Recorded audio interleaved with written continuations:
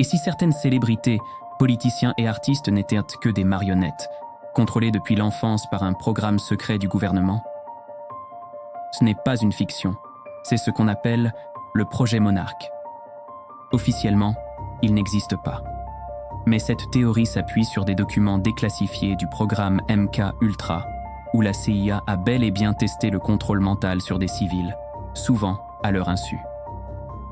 Le projet Monarch serait une branche secrète de MK-Ultra, utilisée pour détruire mentalement des enfants, souvent victimes de sévices rituels, pour ensuite reconstruire leur esprit selon les besoins du système.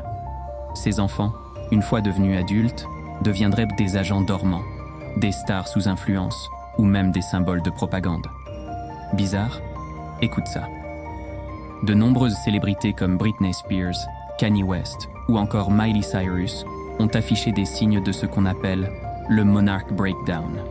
Crises en public, regards vides, phrases incohérentes, mention d'alter ego contrôlés par des voix ou des forces invisibles. Le symbole du papillon monarque revient très souvent dans leurs clips, tenues ou décors de scène. Certains y voient une simple coïncidence visuelle, d'autres y voient un code, une signature du programme. Et le plus dérangeant, des victimes ayant fui ces réseaux ont décrit les mêmes lieux, les mêmes procédures et les mêmes noms, sans jamais s'être connus. Mais ces témoins disparaissent souvent dans l'oubli, ou meurent dans des circonstances étranges. Alors, et si une partie de ce qu'on regarde, de ce qu'on écoute, et même de ce qu'on pense, n'était pas réellement sous notre contrôle?